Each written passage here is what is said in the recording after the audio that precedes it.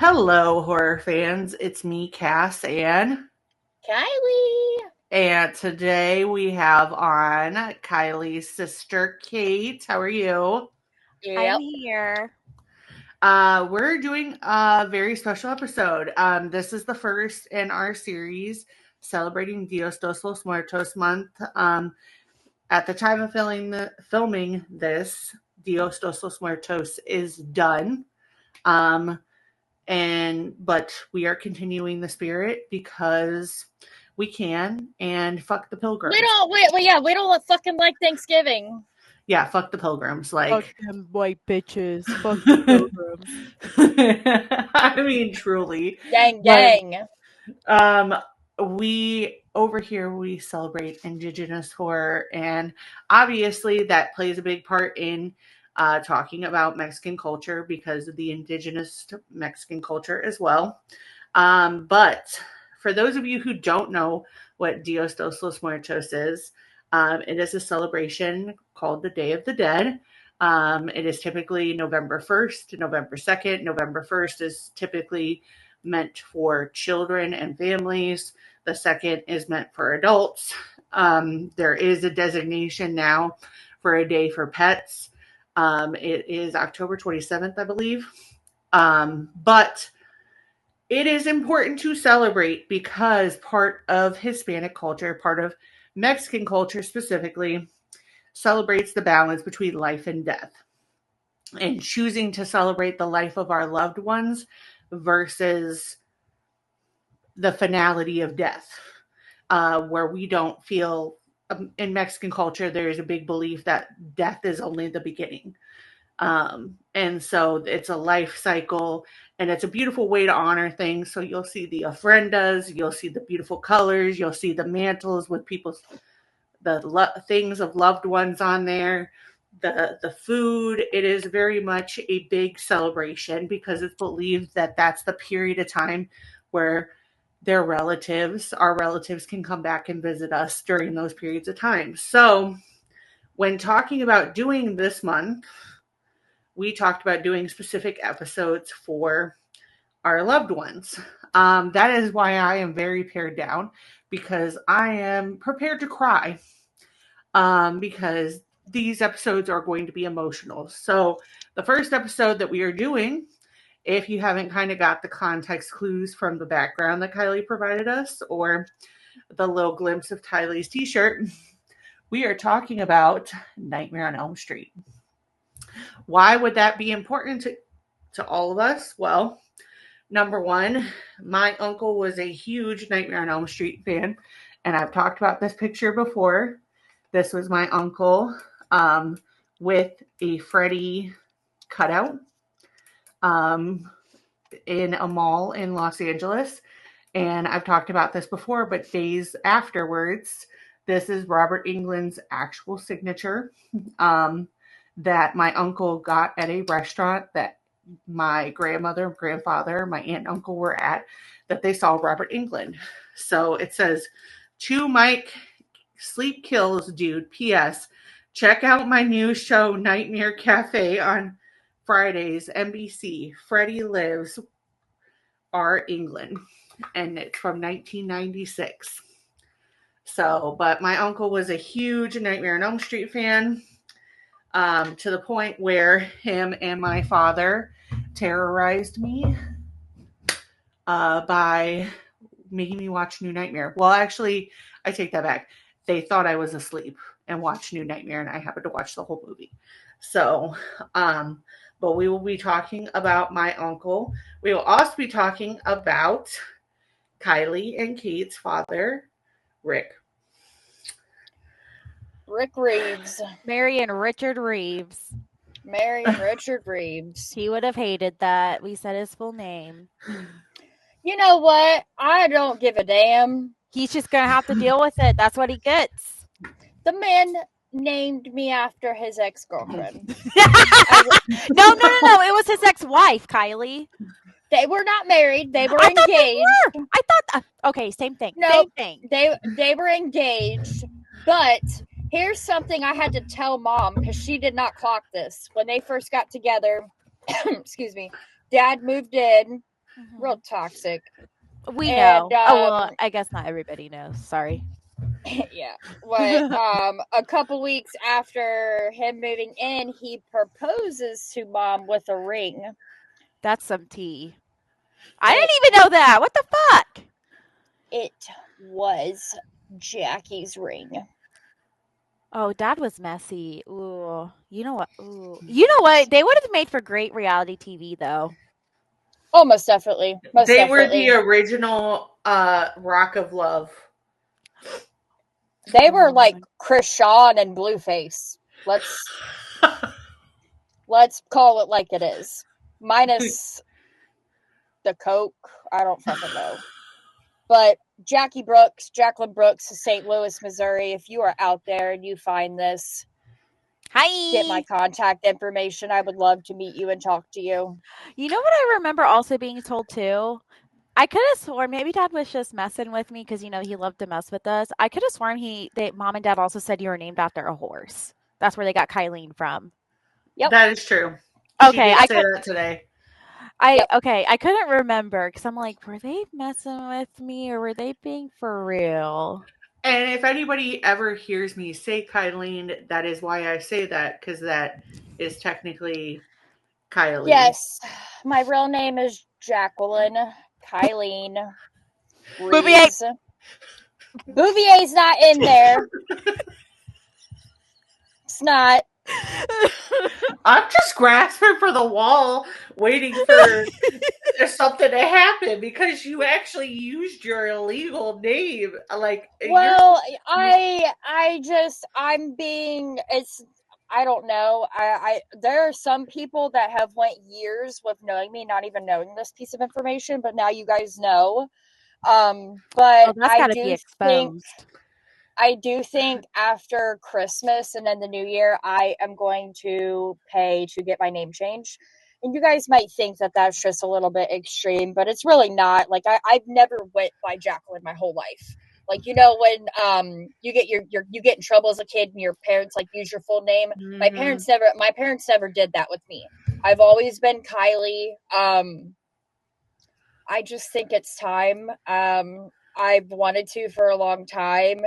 And I think it's time. I think I'm going to just do Kylie J. Carr. Abbreviate the J.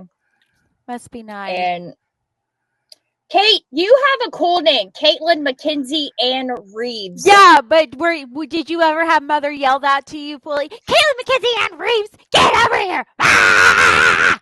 I mean, bro, it's a rite of passage as a parent. I do it to Julian and Zane and Raiden all the time. And I'm just over here with Cassandra Lee. Yeah. What's wrong with that? My maiden name is Grinstead, for anybody who didn't know that. That's a cool last name.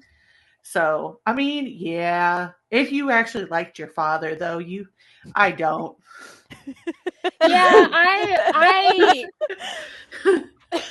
I didn't like my last name growing up because I just hated because R is at the end of the alphabet pretty much, and going in alphabetical order with certain things. So there would be certain kids that would have R last names, and I was just doomed to have to sit next to some of these fuckers my whole school career. I had the opposite experience because at first I never minded. Because you're fucking your best friend. Can I talk?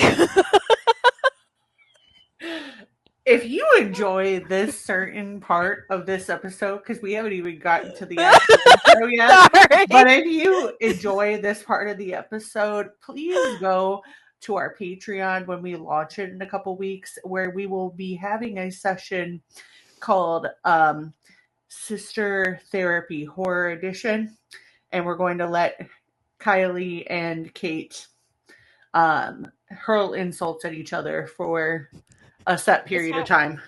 It's how we show our love. It really is. Anyways, my very best friend of 20 years this year. Happy anniversary, Whitney. Happy anniversary, Whitney. Her last name was Reeder, so mine was Reeves, so we always sat next to each other at graduation ceremonies and shit like that. We actually sat next to each other at high school graduation. It was literally the best thing ever. Sorry for yelling at you, Kylie.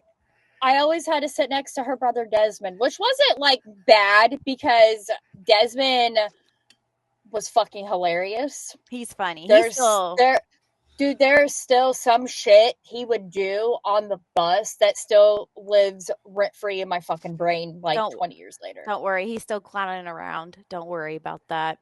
See, I understand that though, because growing up, I had friends that also had G last names. And so we were always in like homeroom together. I really feel like that's no longer a thing, which is kind of weird to me because they make that your whole identity for a certain period of time. But then you just realize like your name doesn't mean shit. The last name doesn't mean shit. So, but Kylie, yours is kind of cool. Like we still think you're related to like some horror people that have the Reeves last name. Keanu Reeves. Yeah, I mean, I did get to meet Scott Reeves, who was in Jason Goes to Manhattan. That was pretty cool. We did. I can't remember like anybody else, but I always get real excited when I see somebody with the last name Reeves. I'm like, are you? Because we don't really know much about our family on our dad's side, so it's like, are you like a long lost relative? Please tell me more. Tell me more. Like, are we related? People just say my last name wrong now because it's Broski and everyone thinks it's Broski. Bro, I thought it was Broski when I first met you. Broski. True. But you are my broski. I felt that in my soul. Felt it. Oh my God, get a room. Well, technically, Kylie and I haven't talked about this yet, but we did take some big girl steps, sign some documentation. So technically, I'm sorry, Cass. I'm business married to your sister, so technically I'm your sister-in-law. I'm so sorry, Cass. We went to Paris, Kentucky for our honeymoon. And went to Scarefest afterwards. TMI. I'm so sorry, children under the age of 13 years old listening to this. This is very inappropriate. I do not endorse this. We probably don't have any children under 13 listening to this. If you have your children listening to this under the age of 13, please go watch our family-friendly, our family-friendly branch. Also, I'm a mandated reporter, so I will call CPS on you. That reminds me of fucking Bill Perry at Scarefest. Is this a coloring book for kids? No, and if you let them color in it, I'm calling CPS. Oh. And the reason he says that, so shout out to Bill, because Bill is also a part of this, because Bill's been in multiple multiple Nightmare on Elm Street movies, but Bill Perry's a king. He is absolutely, but like, is he okay? I don't know, Bill, if you're watching this, please drop a line for Kate. Let her know you're okay. I think a lot of people ask him that, though. Are you okay? But I'm a therapist, so I'm allowed to ask that. His wife is too, which makes it even funnier. Yeah, icon. I love that.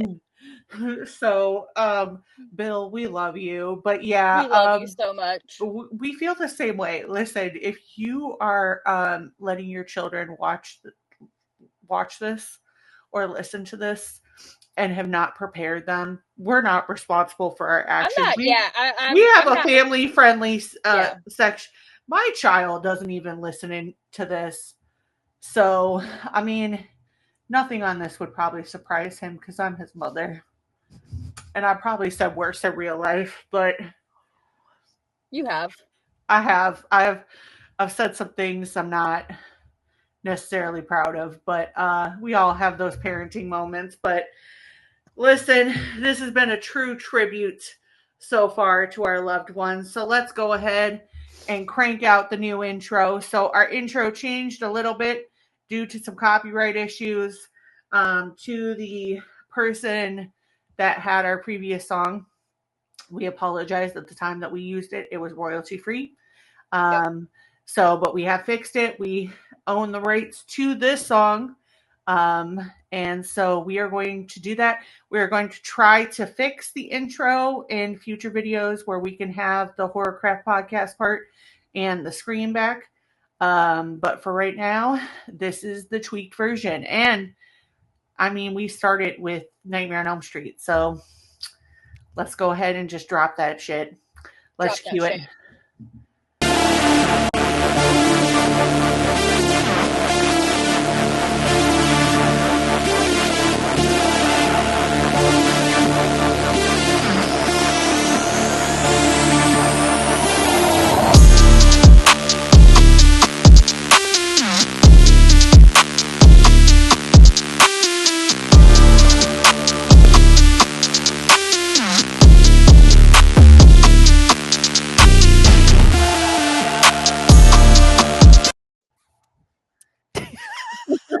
Everybody was just dancing up in this piece. I got a song for us.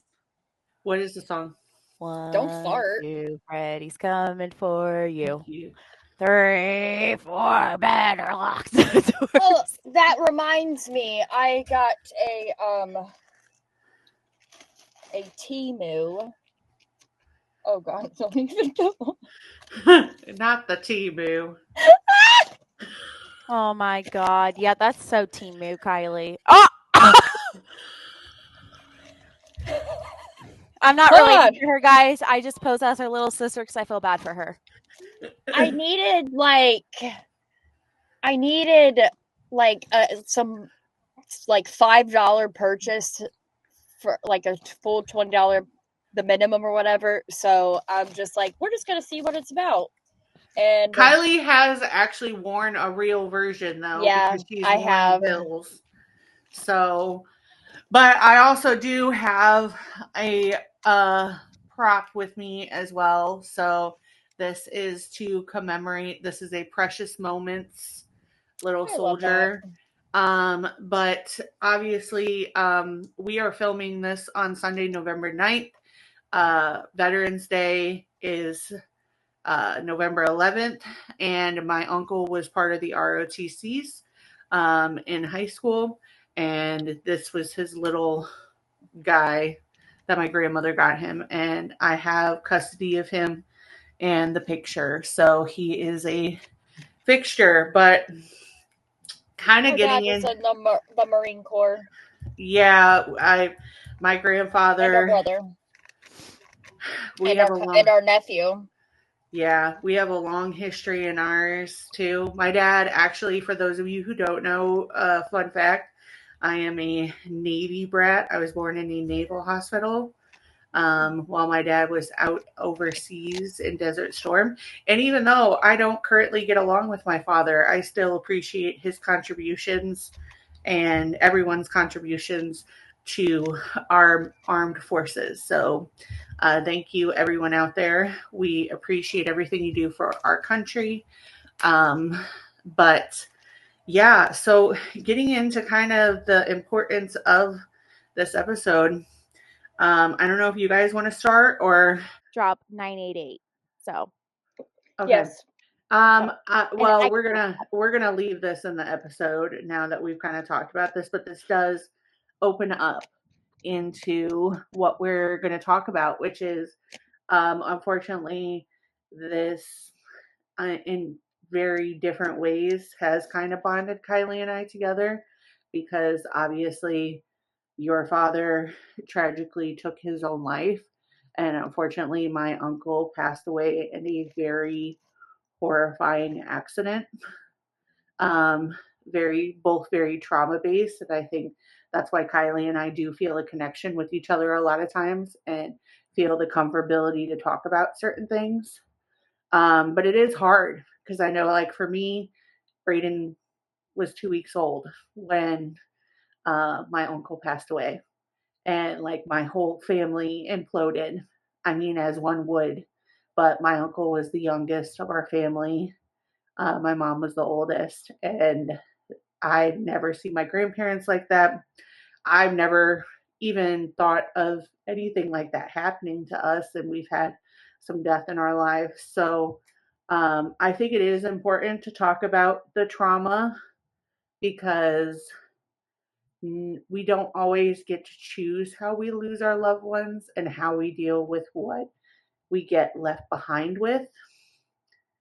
And so I definitely, Kylee is looking like that because there was an orb that just went past her screen when I was saying that.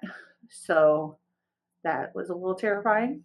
Don't know if that was a dust bunny or not, but we're going to glide over that. But what do you guys want to say about your dad? You go first, Kate. Damn it. So I'm gonna sorry. I'm gonna be a little transparent. I'm feeling a little desensitized, but it's because as a job I am a therapist, so I talk a lot about suicide with a lot of my clients. So it's just kind of like my brain's just kind of like, oh, okay, we're in therapy mode. We're a therapist, even though we're not right now. Love that for me. Anyways, so a lot of my work in social work that I do, I'm a licensed social worker, in case you didn't know. Hello. If there's any other fellow social workers out there, I see you and I feel you. It's rough in these streets, I know. Yeah, God's love for Yes. the social, all the essential, like teachers, social workers, all the people out there that are doing the Lord's work, especially in the middle of this fuckery right now. We see you. Yes, thank you. So, like, what happened with our dad? Our dad passed of suicide. It has really impacted the way I approach social work and being a therapist. And if anything, I'll try not to make this too long because I know we got other stuff to cover. But it's just made me really realize why I want to work with kids. Long story short, I'm getting my independent license right now and in social work so I can do more stuff, get paid more money, hopefully. But we basically had to write this thing like, why did you choose social work? And I could read it if you guys want me to. I mean, Sure. if you want. It's about both of our parents and it's very fitting. I just got to pull it up. I read it in front of this group supervision I'm in. They really, really liked it. So let me just pull it up. Come on. Pull up. Sorry, I'm going to be awkward and incorporate humor because that's how I cope. Same. Yeah, I know. mean, it wouldn't be you wouldn't be Kylie's sister without it. So literally, I mean, when you went through some of the things we've went through in our life, like you just gotta laugh about it. You gotta laugh so you don't cry, and if you cry while you're laughing, you can at least justify it. You know, one Dark of my humor. one of my favorite things to say to my clients that love to express like their coping through dark humor, I tell them humor can be such a great tool because it's a form of acceptance. Yeah. Yeah. So this is what I said. I said when I decided to choose social work as my career, I was a criminal justice major wanting to be a police officer. As if oh, trigger warning, Kylie. I'm sorry. It's going to be a little brutal. Sorry. I was filled with anger about my sister being in active use of heroin. Is that okay for me to say? Okay, sorry. Yeah. I haven't read this in a minute. I wanted to lock everyone up who was involved with drugs because my anger was just very like what's the word I'm thinking of? Misappropriated. Yeah, it was very misplaced at that time. I was like, what, 21, 20, something like that. I said, then I did a volunteer program where I got to work with children. It made me realize social work was the correct path for me. I knew I wanted to be on the side to help people. I did not want to be a part of the problem. My sister got clean and I witnessed the positive effects of treatment. In 2017, I lost my dad to suicide. About a year or two after his passing, I learned my passion for mental health. Because when I started social work, I didn't exactly know what I wanted. During that time, I'm sorry, I just went on ahead. I knew I wanted to work within that part of social work. Some odd years after that, I lost my mother in 2023 due to unknown health reasons. During that time, I reflected much about who my parents were and who I was. It was then I realized I chose social work for them. Both my parents had shitty upbringings. My father was in foster care. I'll never forget him telling me it's not just the adults who do things to you. He struggled deeply with his mental health. He would never talk about it, though. He was your typical prideful Marine. My mother grew up in a very abusive household. She was physically, verbally, emotionally, and sexually abused. My mother was diagnosed later in life with bipolar. Her medications were mismanaged by her doctors. I grew up experiencing the side effects of her symptoms. My parents were victims of their generation, boomers. No one helped me find helped them find better ways to deal with their trauma and mental health. They were children who were forgotten and not cared for. Working with children at Ellie, my current job, made me realize this. I am always choosing social work as my career every day. It is a rough field filled with many heartbreaks. The victories and happy moments remind me why I choose social work every day.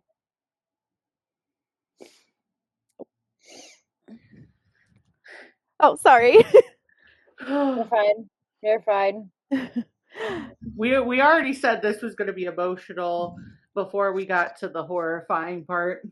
Mm-hmm. So I love that though, because when we talk about our parents, sometimes we do have a problem where we don't think about how their mental health could have been a component for, because I know like Kylie and I have had a discussion about this, but like as much as certain things have happened in my life with my father, I do recognize that he was not given the proper tools to deal with things, that he had a lot of different things growing up. Like, I have an uncle who had issues with substances, and that was very early on in an age. We did not talk about him, and he had a very hard upbringing in rural Colorado. And so he didn't know how to be a good dad. And he probably could have chose to fix that, but he very much came from a generation where you're not fixing that. You just have to deal with it. And it did not make him a good father. And I think he tried, and he maybe tries. I don't know. I don't talk to my dad. So, like, and that's more or less just a boundary for me. Because, like, we've talked about this before, but if my dad had failed me, but been an incredible grandfather to my child, I probably wouldn't feel as much as I feel. But you fail me and my kid, I'm fully out. So, but just hearing you beautifully talk about your parents, it does make me think of like, we sometimes don't give our parents the grace when it comes to like the things that they might have had to deal with that then they have to parent through. I think this is like a conversation Kylie and I have a lot, because like we obviously have our own trauma because of different things that have affected our lives, and we've had to parent through it. And yeah, I think it's incredibly hard, especially for me trying to be a parent without my parents. And just my kids not having grandparents from me. And because we grew up kind of not really having grandparents either, and it was just like something I always wanted.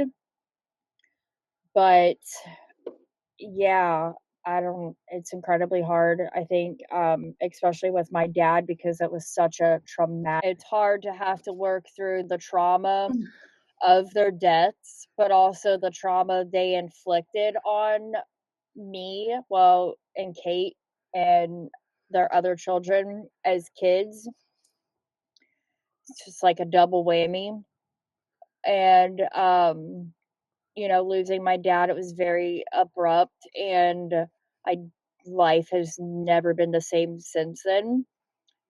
And yeah, but I love and miss my dad, and I'm very grateful that he was my dad. And he he got me into horror movies. Like, one of my first real big, like, notorious, like, horror iconic movies was this one, Nightmare on Elm Street. And Jeepers Creepers. Yeah, and my dad fucking loved Jeepers Creepers. Those are the top two I remember. Yeah. Well, my very first horror movie ever watching really was Interview with the Vampire.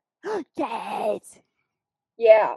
So, like, and just, I don't know, our dad He was was cool. more, he was super fucking cool. And he just gave us room to kind of be who we wanted to be. Mhm. Like, I was very tomboy growing up, and my mom was just not. Cool with that. No. And my dad, you know, he just like, he let me be who I wanted to be. Like, we could watch whatever the fuck we wanted at his house, you know. But I will say, like, my mom did try. I remember many Christmases of getting Nightmare on Elm Street DVDs that she would get off eBay. From Yeah. China, or was that just the Mulan one? Maybe the She got a Mulan lot. one. She got a lot of DVDs off from China one time. But she, one time, like a few years ago, she got me, it was like this cheap like Freddy Krueger costume from CVS. She bought me, and I just thought that was super fucking cool. See, I love that because I feel like part of our friendship too, you shared your dad with me. And I feel like there are times, like we were just talking about Sinners, but I know how big of a vampire guy your dad was. So there are times where I'm like, Rick, are you watching this with me? Like, I feel Dude, like he would have fucking loved Sinners. Like, Oh my god, he would have we would raved we would about it. we would have heard about it for fucking like 10+ years more. 10 plus years about how good Sinners is, and he would have been obsessed with that movie. Yeah, yeah. oh, sorry. I was gonna say back in high school, he read the Twilight books for me. Oh, And he would talk a lot about how much he wanted them all to die because they're all a bunch of whiny ass bitches. I'm sure everyone's seen it at this point, but Breaking Dawn, part 2 of the movies, and just in the book, he said he was so happy when they all died, but then got really depressed that it was all a vision. see, I get why he would say that though, because I bet he's kind of like me, where He's like, Lost Boys versus Yeah, Lost Twilight. Boys is top tier. he was very like, these are not vampires. You know what I mean? He said they was don't just, sparkle. yeah. Yeah, Yeah. I truly identify that though with that though, because my uncle, he just walked to the beat of his own drum. He was a big hippie, big like Mike the Sandman, they used to call him. And he was a musician, always had his guitar. He was huge into the Grateful Dead. Like, was just that guy that truly believed, like, against the government. Like, he would probably sit here and talk 27,000 hours with Kylee about government conspiracies and aliens. Like, him and Kylee would have a hoot together. Oh god. He would literally just want, like, I see so much now talking about it. There is a lot of Kylee that does remind me of my uncle in that way. And kind of heals a part of me now that we're talking about that. I don't know. That's kind of crazy God putting that damn it, together. bro. I know. It's because it does remind me of that, because you are that kind of person too. And I just don't think at the time period when before he passed, I truly appreciated just how much of a free soul he was, and how much like he just always encouraged me to be myself. And I think in ways he saw me kind of conforming to what I think he kind of saw that I was conforming to what society wanted me to be. And he didn't like that. So he always kind of pushed back on that and always tried to encourage me in other ways. But there's just a lot of times where I just like look over, and especially with Brayden, like now, there's just a lot of Brayden's spirit that I feel like comes from my uncle. Especially, the I don't give a shit type, just, we want to call it the tism, but the tism and my uncle both, like, he's just the kind of kid that like walks to the beat of his own drum. And I in feel that, that way about Zane and Julian, like especially Zane. Zane looks a lot like my dad, and Julian, he looks like my dad too, but he's and just Julian's very outspoken, and like Julian now he wants to be a military man when he grows up, which kind of freaks me out. And today I had to like teach him like no Army, Marine Corps.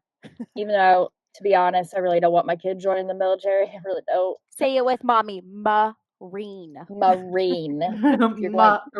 Yeah. But yeah, I don't know. And I think a lot of it too, like again, we get back to Sinners, but I think like I'd be able to talk to my uncle about Sinners and just like even talking to him about Man in the Black Umbrella and talking to him about watching the movie, getting him to watch it, and him just appreciating the underdog. I think he'd be a huge fan of Stephen Cognetti. I don't think our dad would be. So I gotta say, it's so funny how when you guys were talking about your boys, how I'm not a mom, by the way. I mean, I'm a cat mom. How Henry, like my cat, came up to me and was having me pet him.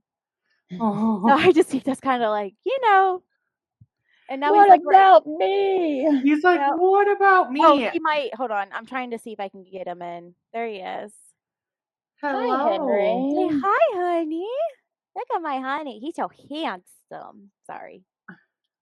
I do think that kind of wraps us up though perfectly into this, because I do think our stories are not unique in the fact of Nightmare on Elm Street. I think there is a lot of people that have just such secular memories with this franchise for a reason. Yeah. Because it was very unique at the time. It was something that a lot of people grew up with.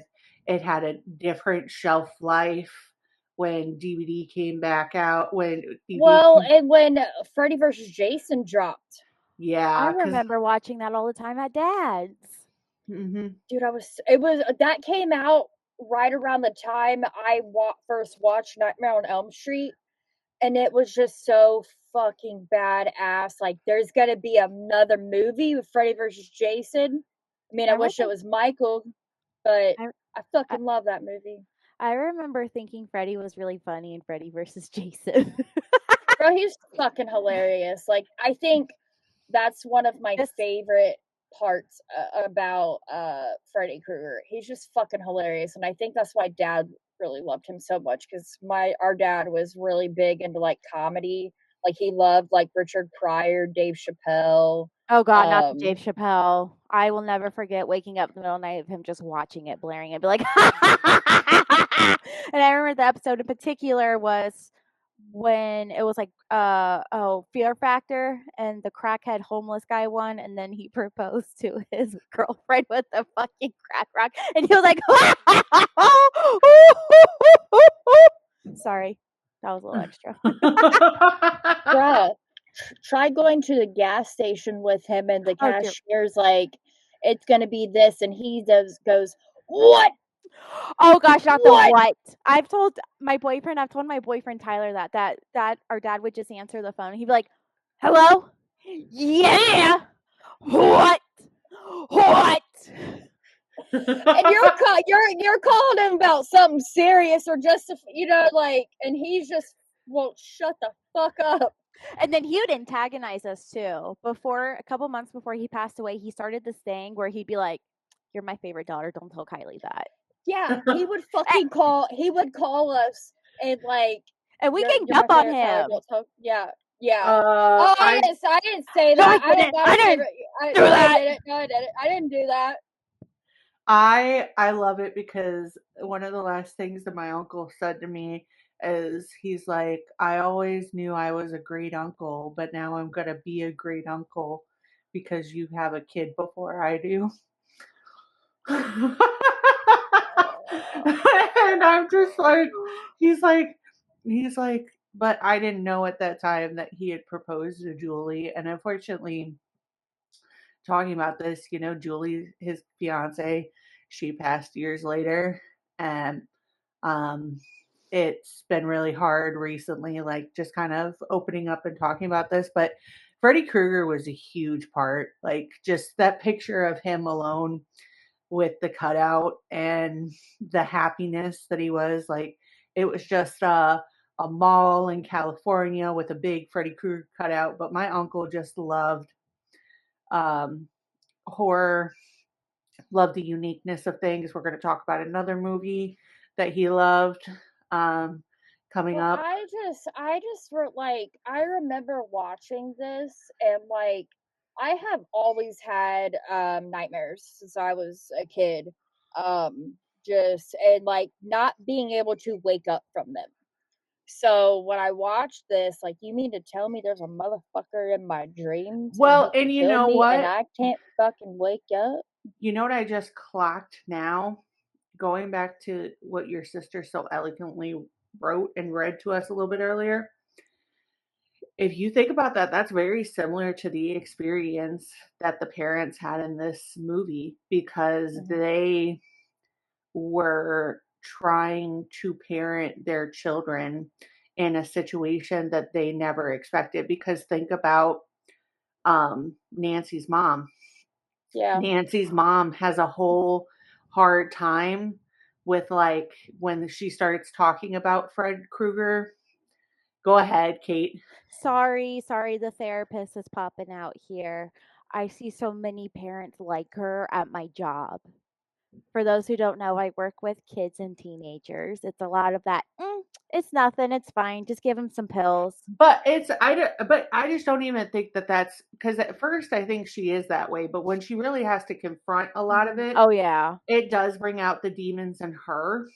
and I've seen that a lot with parents at work Yeah. too. They'll be like, "Oh, I think I need therapy." Well, no shit. Sorry. But I just think there is a very profound moment, like when they go in the basement and she pulls out the cloth and there's the knives, and she was like, "You don't have to worry about it because we killed him and we took his knives." And Nancy's like, "But yeah, Mom, my friends are dead." Yeah, but Like, that means nothing. but I do think the reason that he is so relevant to a lot of us is because he is like that, as the boogeyman, he is that shadow you can't ignore. It's like the deepest parts of yourself that you want to ignore, that you want to hide. And he is very much that figure of that. And if you think about it, the people who survive are the people that face that figure.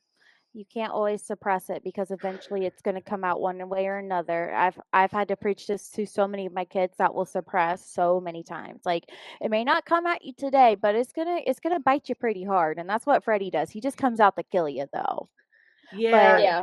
there's a lot of strength to be seen though with the characters that are able to fight him off, because they're able to Yeah. conquer that dark part of them. Yeah, because Nancy, she isn't the strongest character in the beginning of She's the a movie. queen, though. She's incredible, and honestly, she, as you can see if you watch this on your YouTube. If not, you need to go hop over to YouTube, subscribe right away, and you can see it. But our intro has Nancy, and the reason is because Nancy goes on a big journey, and Nancy at one point does drop something that then later gets picked up in Freddy versus Jason, where it's like, why can't I just take a pill to not dream? And then Freddy versus Jason, that's what they did. And that's how the whole situation evolves into like this dark, like, just collapse of everything. Is, well, don't forget in 3 in Dream Warriors, because like there's this medicine called Hypnosil that can stop them from dreaming, and they're like, no, and then shit happens, and they're like, okay, you know what, maybe, And she's a therapist too in that one, isn't she? Yeah. I know we're talking about the first one, but I have not seen 3 up until like a year ago, and I was super fucking like, I don't think I really ever watched it, and I was just really blown away with how fucking good 3 is. I always usually watch 2 and 1, 2, and 4, which I love. I fucking love 4. 4 is iconic. Yeah, we had 4, and but she is just so, she's an adult, like she's a therapist, like she, you know what I mean? And she's just, Well, and it's the I just, progression because yeah, obviously throughout this, like Nightmare is where we start everything. Dream Warriors and three to four kind of continue everything, and then New Nightmare was brought in to re-scare everybody because they had thought Wes Craven had lost his edge, and Freddy had lost his edge, so he was trying to. And little did we know he was cooking up Scream at the same time, and so he was like double just coming for our throats. I know a lot of people don't like New Nightmare, but like I I didn't love watch it. it until I haven't seen it.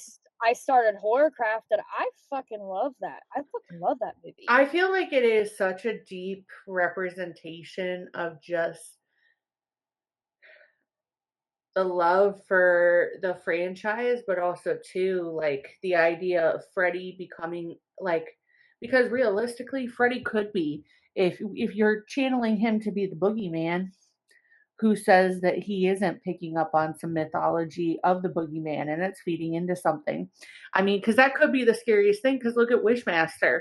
Like the djinn, you think you're getting your wish and then it gets fucked and you're feeding into this energy, this dark thing that's taking over everything. So, but it is a scary approach because Nightmare is about kind of not being able to escape your own reality, because how can you escape your dreams? You know what it's giving? What? PTSD. Yeah. Yeah. Yes. Yeah. Yes. Well, Yeah. we know Wes Craven always has some kind of social kind of commentary or whatever with his movies. I'm about to look it up right now, but I'm not really sure what Well, the social commentary behind it is that here we he. go. Go ahead. This is what Google is saying, offers social commentary on the dangers lurking beneath the surface of idyllic suburbia, including the legacy of parental guilt, the failure of authority figures, and the repressed traumas of adolescence. It critiques the white fight and the false promise of suburban life by showing how the sins of the parents, including their criminal actions, are visited upon their children, who are left to fight the resulting nightmare alone. This film also taps into cultural anxieties of the time, such as fear of childhood predators, the pressure of sexuality in adolescence, and the inability of adults to protect their children. Yeah, because according all these facts that I'm about to spit. So before we get into that, Nightmare on Elm Street is basically about a group of teens that get terrorized by a mysterious figure that's linked into the deeper halls of their suburban neighborhood. And so if you have not seen Nightmare on Elm Street at this point, we're not going to be one of those people that's going to tell you what the fuck are you doing with your life, because to be true, you might have just not had access to it, because some parents, when this came out and through the continuation of things, they kind of had some very anti-Freddy rhetoric, and that could sink in for some people. But I just need you to read. I don't know. Okay, all right. The only excuse I'm giving you is because it's never available on streaming except Halloween season. Like it was literally on, like AMC Fear Fest, HBO Max. After like November 1st, that shit's fucking off there, and you're not catching that shit unless you have it on DVD or you own a digital copy on some other streaming platform. I was trying to be the voice of reason. You could be the voice of wanting to fight people, okay? Listen, especially if you are a gung ho diehard Friday the 13th fan, but you've never seen Freddy versus or like Nightmare on Elm Street, Freddy Krueger, that is all I need to know about you. And anything that comes out of your mouth. I mean, listen, Rick, I love you, and I love quite a few people that like love the Friday the 13th franchise, but I Don't also throw. do know that Rick has seen the Nightmare on Elm Street franchise. I was about to say, don't be throwing shots at Rick like that. Rick, we I love would you. never throw shots at Rick. I fucking love Rick. Okay. But according to Robert Englund, he based the physicality of Freddy on Klaus Kaczynski's performance in Nosferatu the Vampire from 1979. We're talking about one of the other versions of Nosferatu, not Robert Eggers. Okay, I like that version too, but there's been multiple Nosferatus. Okay? Yeah. So, but he said on the DVD commentary, which, by the way, Robert Englund did say something very interesting recently when getting his star about the reboot of it. And he did say that he didn't think that the reboot failed for lack of trying. He just felt like they had a darker version and it just came a year or two after all of them had been remastered for Blu-ray. And he felt like that kind of led to a lot of the falling with, well, a DVD at that time actually would probably be more realistic, but kind of led to the following. But he actually liked the darker take on Freddy because it did kind of make it different. When it actually, It's darker? The 2010 one? Isn't he an actual child molester? And okay, yeah, because and a lot of people don't realize this. Oh, I but thought he was already an actual child no, molester. it's kind of assumed. No, it's not. No, it's not. No, it's not. Okay, well, yeah, so no. He's just made as a child killer in this movie. They originally were going to make him a child molester. Yeah, so but in the original script, Freddy was a child molester. However, the decision was made to change him to being a child murderer to avoid accusations of exploiting a series of child molestations in California around the time of production. He was rewritten as a child molester in the 2010 remake. So the whole time he's actually it's more or less they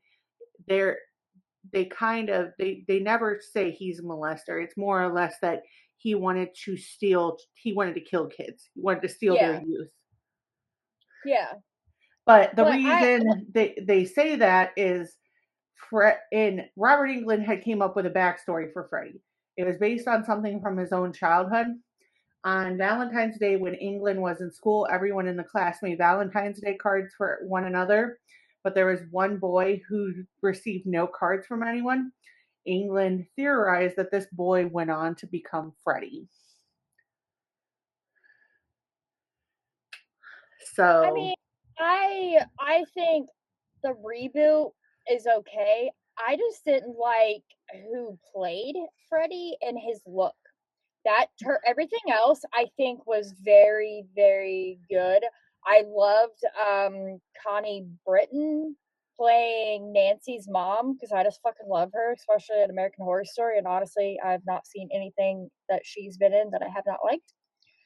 But I just did not like the look of Freddy and who played him. He looks a little scarier to me, honestly. Well, but that was the whole point. And actually, Freddy's look was supposed to be similar to what they did in the remake originally. They decided against it, though. They wanted more of a practicality because technically it would take Robert Englund 3 hours to get into Freddy makeup. Not you, sorry. I was yelling at my cat. So, but there's just a lot with this movie. So, for those of you who didn't know, even though there are palm trees shown throughout the film, the story and the rest of the franchise take place in where? Do you guys think it takes place in Ohio? Yep, it takes place in Ohio. So, they were saying that another horror icon originally auditioned for Freddy Krueger. Somebody who is very notorious for playing another. Who do you think? Hodder. Kane Hodder did. Yep, Kane Hodder. He auditioned for the role. He would, of course, later play Jason Voorhees in Friday the 13th and would briefly play Freddy's arm. And he did his laugh at the end of Jason Goes to Hell, the final Friday. That is the setup to Freddy versus Jason. In 2021, this film was selected for preservation in the United States National Film Registry by the Library of Congress for being culturally, historically, or aesthetically significant. This is also director Wes Craven's first movie to be selected into the registry. So, Elm Street was named after Elm Street in Wheaton, Illinois, where Wes Craven went to college. Freddy Krueger was designed by Wes Craven to be the typical silent serial killer, just such as Jason Voorhees or Michael Myers. However, in the sequels, Freddy developed a cheeky persona that enabled him to be a black-humored villain. One of the main reasons Johnny Depp was chosen was because Wes Craven's daughter thought he was dreamy and threatened to run away from home if he wasn't cast. I mean, he was really dreamy then. He was. So New Line Cinema was saved from bankruptcy by the success of this film and was jokingly named the house that Freddy built. The last little bit of information was that Robert Englund would get so just stir crazy in his Freddy makeup that sometimes after finishing filming on the day, he would just tear his makeup off, which I would imagine would be kind of frightening. So if you've ever heard of anybody saying the Raimi brothers Wes Craven joke, this is what they were talking about. In the movie, Nancy is shown watching The Evil Dead as she struggles to stay awake watching it. Craven decided to include this scene because Raimi had featured a post of The Hills Have Eyes in The Evil Dead as a jab to show audience the movie they're watching is scarier than Craven's. As a response to the Craven's in-joke, Raimi showed Freddy Krueger's glove in the tool shed scene of Evil Dead 2 and later in Ash vs. Evil Dead in honor of his passing. So love that. But yeah, there's just a lot of, you could go and read a lot of it. There's just a lot of like. Well, and there's also a documentary called Never Sleep Again, about the Nightmare on Elm Street legacy, and I think there's actually another one. The Fred called like Hollywood Dreams and Nightmares. That one's on Prime. I haven't checked out, but I have like the one I just mentioned is 4 hours long, and I have watched the majority of it. They also get a really great send up in the In Search of Darkness 80s and 90s for each particular one. But we didn't really do a great job of explaining a lot of this movie because we're not going to be doing a very good job of explaining a lot of the movies coming up in this series because we want you to go out and watch them. Want you to crank them up, especially because Robert Englund just got his star of the Hollywood Walk of Fame, as he should. And number 2, this is about the people we care about. This is lighting the candle for the people we love and the horror movies that contributed to that love. So I did want to pop in a brief word for Robert Englund. I have never been happier to see somebody get a Hollywood star. Same here.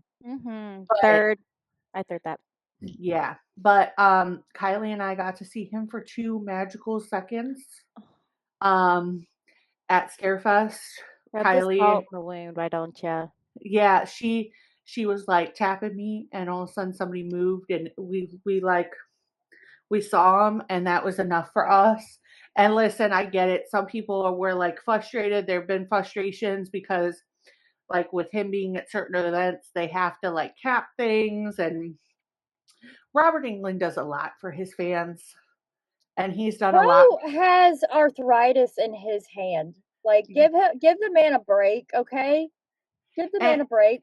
And he has consistently just like done so much, because like he does so many different kinds of horror movies. He's been like such a part, like Strangeland, Phantom of the Opera with him in it, Urban Urban Legend. Legends. Yeah, he's not just like Freddy Krueger. Like, he was really big into theater before he got into like Nightmare on Elm Street and stuff. So like, the man deserves his flowers, and I'm glad he got them. And he also is kind of mentioning on being okay with passing the torch. Yeah, well, and I feel like he definitely is, but as somebody who grew up with him, I'm gonna say something real and something vulnerable for a minute. But as somebody who very clearly like can't pick up the phone and just say, "Hey, Uncle Mike, I love you. This is how things are going." Being able to connect and have that connection with Freddy Krueger, yeah, is monumental. But just being able to have a picture of my uncle, of little Mike Sanderson, with a Freddy cutout with his signature, the fact that he would take time out to do that, that one little act has such a profound effect years later. And this is what horror is built on. Yep. Because you just never know what this is going to mean. I have never met Robert Englund in person. Love Robert Englund, will always be a fan of him. But having the ability to have this connection still to my uncle means the world to me. And that is the legacy of horror. That is the true meaning behind what we are doing. Because people view horror as something that doesn't have connection, when in reality, it has such deep depth and connection. And it connects to people in such a personable way. And just the things that we've been able to talk about in this episode, it's all because of the house that Freddy built. Yep. If I may add to that too, about how horror is like a really big like foundation for everybody. I just want to mention this. I have a lot of teenagers that are big horror fans, and I'm able to talk about with them how that connects to their real life and their traumas. And it's honestly, it is the coolest thing ever. If you would have told me years ago as a therapist I'd be able to do that, I wouldn't have believed you, but I'm able to. It helps them get through their trauma. And personally, I know for a fact, actually, Kylie and Cass, you can say this, but I think it's helped us all through our traumas too, because it shows we can overcome. Yeah, it definitely has. And for me, I don't have a lot of pieces of my uncle. Mm-hmm. And so to be able to have Freddy as that character that can provide comfort is something monumental, because when my son gets old enough where we could experience that together, like he already knows about Freddy because of just the commerciality of Freddy. But like he knows the connection between Freddy and my uncle. And just him being able to have that is a lot. But also, as somebody who grew up in a very Elm Street-esque part of Ohio, Freddy helped me be okay with not being okay. There were a lot of horror movies that were lifelines for me during very difficult parts where I could have became another teenage statistic of just being sunken in my own trauma. But because of the lifelines that horror threw me, did I struggle for a lot of periods of my life? Of course I did. But it's something that even now I'm able to go back on. Haven't really talked about this, but my son was just back in the hospital a couple weeks ago. Oh. Horror got me through that. Horror and your sister. But but horror is that. I wouldn't have Kylie without horror. Us being at Johnny and Friends was the playing field, but horror is what connected us together. Horror is what keeps us together. We have very deep, profound conversations because of horror. So that is the meaning behind Dios Todos los Muertos, is keeping that connection alive with people. And during a period in time where we are told that it is not okay for us to be authentically ourselves, we have to rebel against it as much as we possibly can. And that is something I very deeply in my bones know that my uncle would want me to advocate for, because he was very much against going against the grain. And I have never been able to celebrate Dios Todos los Muertos in a way that was profound for me because of my history with all of that. But yeah, I like to think that my dad would really like me doing this. He Oh, would he would have probably, loved it. yeah, he would have loved me doing this. Well, when can I come on? Kate can come on. When can I come on? He'd be like, And I'm gonna make this podcast famous. he would we have. were just talking about how we would be wheeling him around at Scarefest. Yeah, oh my God, let's do a seance and get him here. I'm just kidding. yeah, like our dad was not very big on events and big crowds of people, but like if I were to pay his ticket, pay for certain things, and like if he like would have had a wheelchair, I think he would have went, and I would have pushed him around all around that motherfucker. He would not, he would not have accepted that wheelchair. He would have been like, fuck no, I'm not taking that. Basically he would have raw dogged it. Yeah, he would have. Yeah, you're right. Yeah, he would have been like, he'd be like, oh, I just need to sit down. I just need to sit down. Yep, I just need to sit down. I mean, to be realistic, Kylie and I have not said this, but like, we did a very shitty job of taking care of ourselves during Scarefest. As soon as we got to Scarefest, we did not water ourselves. I think I remember you guys talking about that. Yeah, we did not. We both have back issues, did not sit, just walked around. We walked out of the doors of the convention center, and it literally was like Patrick and SpongeBob.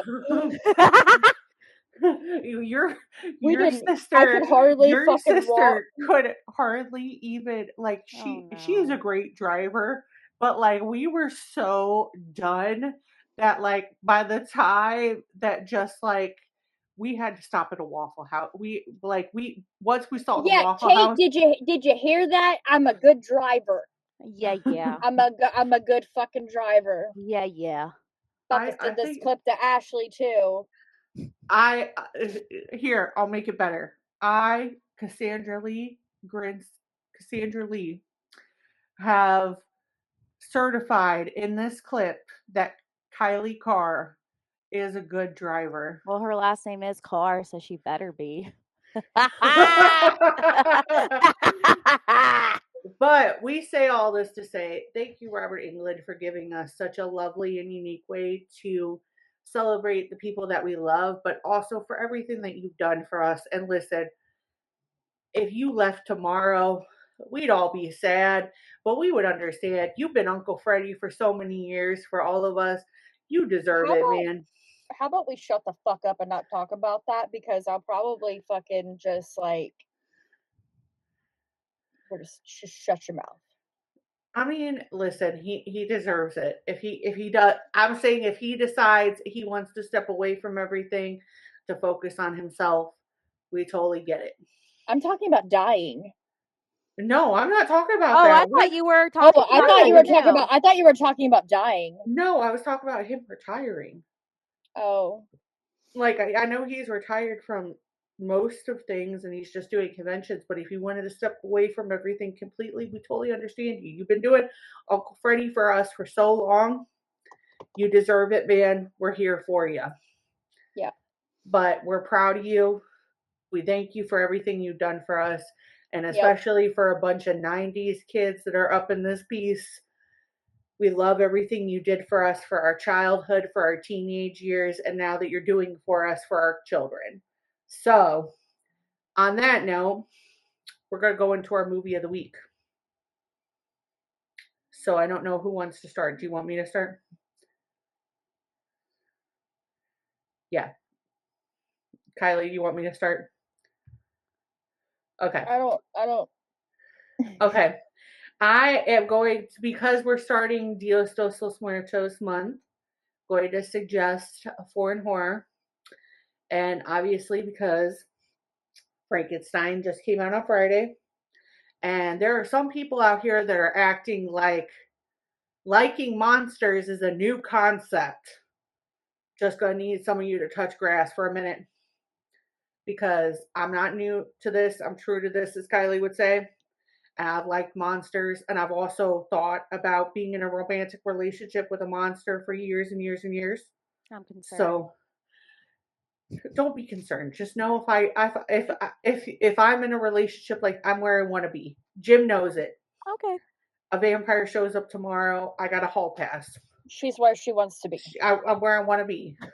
So he'd do the same if Michelle Rodriguez popped up. So, but I'm gonna talk about The Orphanage.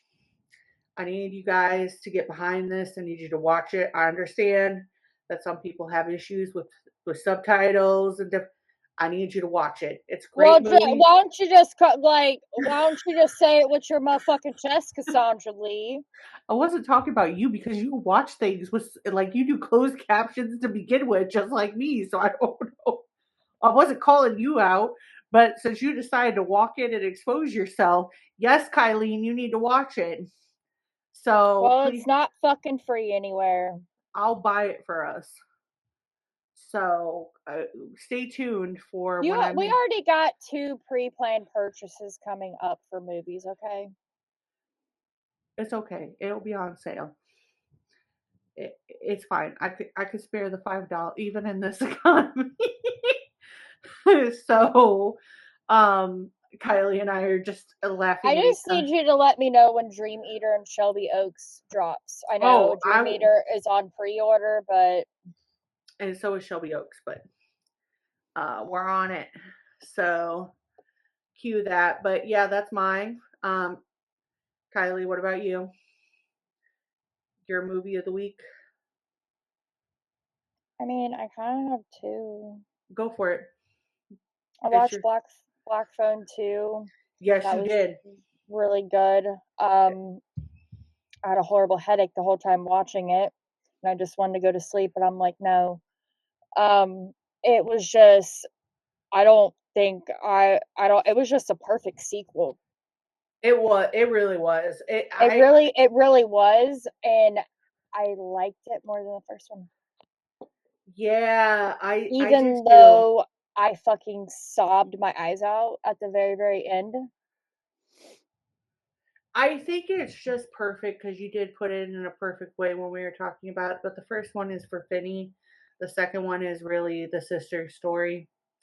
And I think it really kind of wraps the experience up of being a teen with trauma, both of them where they're at respectively. Well, and you just see the grabber like in a whole other different, in a whole nother, like, you see him actually in action and what like he can do, except yeah, he's, spoiler alert, like he's still really fucking dead.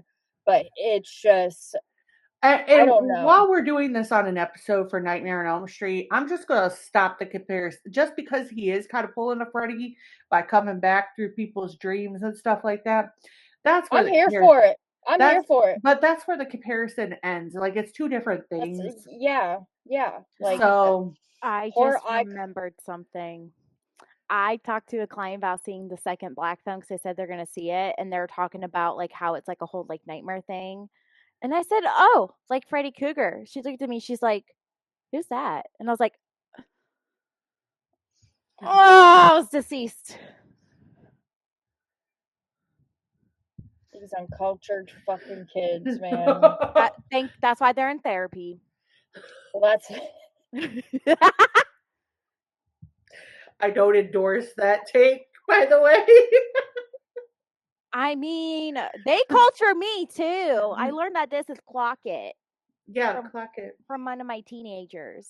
Literally a teenager. I was like, what's this? And they're like, If you watch one episode of Love Island, you'd pick that up because literally that's all they No, fucking do. I did, and I didn't pick it up. No, that is not even from Love Island. That is from fucking Shamar. Shamar, the content creator that has like a physical disability. He's got a song, Clock That T. Yeah. See, these bitches need to stop stealing people's shit. He needs to get that shit fucking trademark copyrighted. I mean, I know just Shamar's like listen, just like demure, very mindful Jules LeBron. I love Jules. She's an icon. She a legend. Love her. She is. Oh, she's great. She's the moment. I just saw your recent video where you got gifted an American Girl. Oh my god, I almost cried with her. Yeah, I was so happy for her. I was crying. So, but Kylie, your second movie. I watched Lineage again since now that it is on streaming finally, but Dakota watched it. He had some words. He had some words and some feelings, but he overall enjoyed it and loved it. I need people to shut the fuck up. Oh yeah, like you found footage fans, like you freaking like I don't even know. Like y'all are so goddamn picky about shit. When like we are the most like unrespected horror subgenre out of all of them. So like I just need people to shut the fuck up. Like, was the ending what we fucking wanted? No. If you don't like the movie, that is one thing. The way that but people are like talking about the acting and like and tearing people down, and I don't stand for that at all. And listen, Kylie and I already talked about this. Kylie already made a review about her, and by the time that this episode comes out, it may not be there, but I'm definitely going to be saying something on my channel because I just don't like the way that some people are acting about this. We can agree to disagree about certain things, but the way that you are undercutting certain people when it comes to talking about this and just being straight balls to the wall, just shitty and shit, and to the point where you are making people like the fact that Stephen Cognetti had to come out and say something, it's fucking shitty. So listen, I need everyone to mind their P's and Q's, be nice in the horror genre, and stop being fucking knuckleheads, because we cannot keep doing this. Well, and like we're never gonna get another fucking anything if y'all don't shut the fuck up. Let the people who like it, and if you don't like it, go find something else. Nobody's holding a gun to your fucking head and saying to continue to keep watching this. But these are also some of the same people who swear that the Poughkeepsie tapes is like the best found footage fucking film. And really, like, I like the Poughkeepsie tapes, but it's not something I have on frequently. Like, it's kind of a rough movie. It bored me. I was bored. I mean, Kate, that is a horrific fucking movie. No, it's not. It's so slow. I was so bored. I was like, okay, someone dressed up like a fucking weirdo. I've seen this before. Okay, Poughkeepsie tapes. Okay, Kylie, I kind of agree with Kate about it. Only because I've seen some extreme horror, and to be fair, when I watched the Poughkeepsie tapes, it's after I did just watch Martyrs for the first time, and that's probably not the greatest thing to like sideline with each other. But I get where you're coming from because VHS does it way better, Kylie. Oh my god! I will die on that hill. I'm just gonna fucking say it. Like, I appreciate the VHS franchise for what it is, but I ain't seen nothing really like all the way through past the first one. I ain't seen the new one. Maybe I'll do a deep I'll make some recommendations. See, I can't say anything though. Better not be Poughkeepsie tapes. What? What? What? It's the Poughkeepsie tapes. Oh, Poughkeepsie. Well, I can't remember how to pronounce it because that's how bored I was. I can't say anything though because that's the beauty about this with Kylie and I.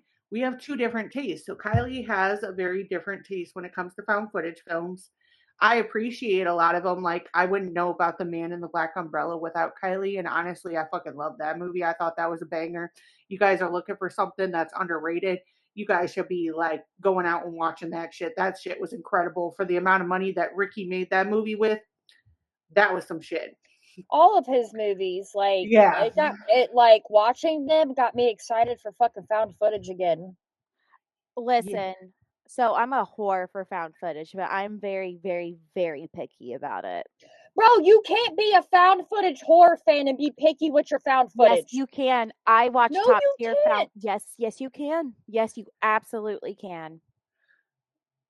Okay. You know what? We're taking this to fucking Patreon. I'm a picky queen, okay? Catch me outside. How about that? But you're also like swear up and down that fucking A24 horror films are just the greatest thing since sliced fucking bread. Who, and they're me? not.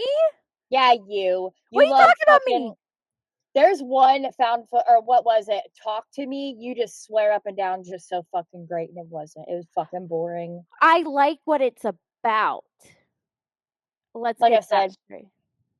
Let's go to Patreon. No, catch me outside. Bored. How about I was that? a little bored, but I like what it's about. I like how like I don't want to say idea or like undertone. I don't know what word to use in this instance, but I like how it shows what trauma and substance abuse can look like.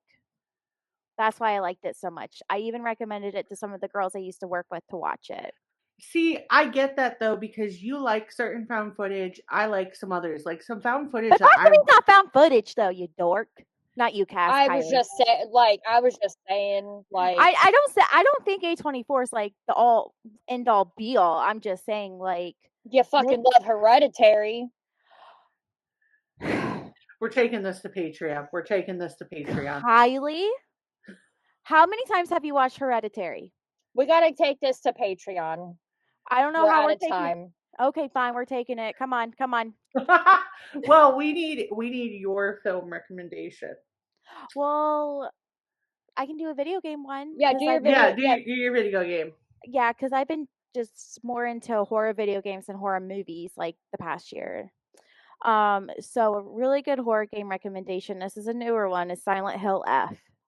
I've seen some. I watched Haunter do where he played through it, and that was some shit.